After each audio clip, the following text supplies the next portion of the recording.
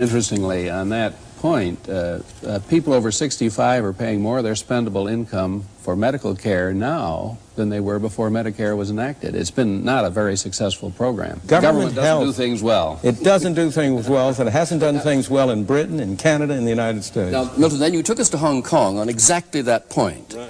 That here, you said, was a true model of the market operating. Now, is that really the fair description of Hong Kong? At the moment, yes. It's not again, there aren't any such things as 100% one way and 100% the other. Everything is mixed, of course. Hong Kong has a government. It happens to be a government. In this case, there's no democracy in Hong Kong. It's run from Britain. It's a crown colony of Britain, and the British Governor General and so on, Financial Secretary run it.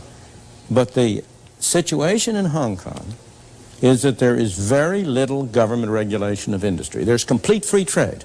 There are no tariffs. There are no export subsidies. There are no restrictions on the purchase and sale of monies, so that it comes about as close as to a complete free market as you can find in the world today. And there is no doubt that the main beneficiaries have been the low-income people, the poor people who poured into Hong Kong by the hundreds of thousands and millions out of Red China and who keep on trying to get in there. This goes to Michael Harrington's question. If an industrial system, if a free enterprise system is a system in which the poor are ground beneath the heels of these rapacious industrialists he's worried about, how would he explain the success in Hong Kong, the extent to which people continue to vote with their feet to go there? You're not asking us to make of the United States one gigantic Hong Kong or sweatshop or whatever you want to call it. You'd acknowledge that there is a historical development of an economy, and what may be right for one stage in the development of an economy may not be right for another stage. Isn't the issue, where do we go from here? What pragmatic decisions do we make about the direction of the American economy? Should it be toward more and more government, or should it be trying to preserve an adequate balance between freedom of choice and government intervention? Again, the problem is to distinguish two things. This comes back to an earlier comment, the circumstances in terms of the physical arrangements, and the circumstances in terms of the rules that guide the society. Now, in the case of Hong Kong, of course, I'm not asking that we crowd our people to a density of population such as Hong Kong is. Hong Kong is a marvelous example just because its circumstances are so terrible, its physical circumstances. And the people in Hong Kong would love to get elsewhere, into less crowded circumstances, if other people would let them in. This is a problem of immigration, which is a very important restriction on human freedom. In the period before 1913, we had complete 100% freedom of immigration into the United States. We don't now. But go back to your question. Do you think Hong Kong would exist if it weren't in close juxtaposition to Communist China? Hong Kong would exist. It is very dubious that it would have the policies it has now if it weren't in close juxtaposition to Communist China. Well, now, but to answer your question directly, yes, I am in favor of the United States having not the circumstances, not the physical circumstances, but the policies that Hong Kong has had of zero tariffs, of complete free trade, of no restrictions on exports, no restrictions on monetary transactions, of a far greater degree of a far lesser degree of governmental regulation. I agree with what Russell Peterson said before, that there are third-party effects. There are things like pollution. The question is whether we're handling them in the right way, and I think we're not. I want to bring Bob Galvin in here. You got the beginning of Milton's agenda there. No tariffs, for example, no restrictions, no quotas. Now, will business, big business, wear that kind of policy?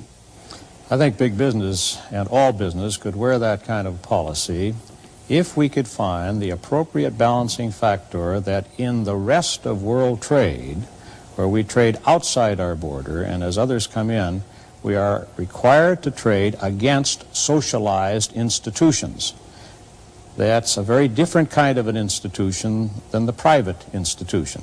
The private institution can clearly operate more efficiently if it is not imposed upon by an artificial price from the socialized institution across the seas. So I think there has to be not protectionism, but there has to be an international rule of the road that prevents the socialized institution from subsidizing and taking advantage of the private institution. Sorry, did you include the 9 countries of the common market, though, as socialist countries? Or are you prepared to have open competition from all the 9 countries of the common market? The 9 countries of the European common market engage in the most dramatic of the socialized institutions. I don't agree with him at all. We are hurting ourselves by restricting trade from abroad. Other countries are hurting themselves and us by the measures you described. But we're only hurting ourselves even the more if we imitate them. I don't think, Dr. Friedman, that your mother would get a job sewing today in America if we had no tariffs at all. What would happen is there wouldn't be any sewing jobs in America. We'd be making nothing but computers. But then there would be some other kinds of jobs. Then she would get a job at a very low level in making computers. Yeah, although you do face the problem that you've had both a leading businessman and a leading conservative congressman not accepting your prescription of sweeping away restrictions. But of course, the 2 greatest enemies of, I would say, the greatest enemies of free enterprise and of freedom in the world have been, on the one hand, the industrialists, and on the other hand, most of my academic colleagues who end up in government. For opposite reasons. People like Michael Harrington and my academic colleagues want freedom for themselves. They want free speech, they want freedom to write, they want freedom to publish, to do research, but they don't want freedom for any of those awful businessmen. Now, the businessmen are very different.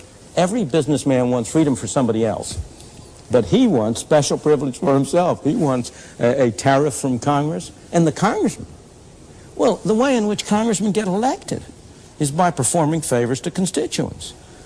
And if indeed you were to wipe out completely all tariffs, if you were to reduce government controls in this country to what they are now, I do not think that would be in the self-interest of even Barbara Conable, for whom I have the very greatest respect, or Bob Galvin, for whom I have the respect. I think it would be in the self-interest of Michael Harrington. Now let's ask what the American people want and will wear, because you're saying in effect that to get elected, the congressman is giving the people what they want.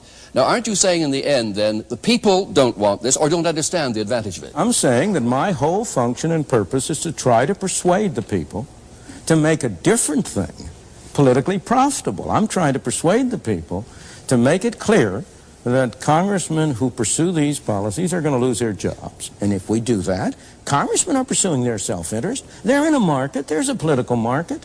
They've got a product to sell, and they've got to appeal to their customers. And I am just engaging in the kind of advertising Mr. Galvin and other companies a very experienced politician, Governor Peterson.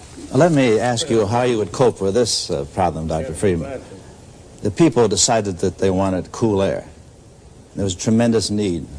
And so we built a huge industry, the air conditioner industry. Hundreds of thousands of jobs, tremendous earnings opportunities, and nearly all of us now have air-conditioned homes and cars and offices.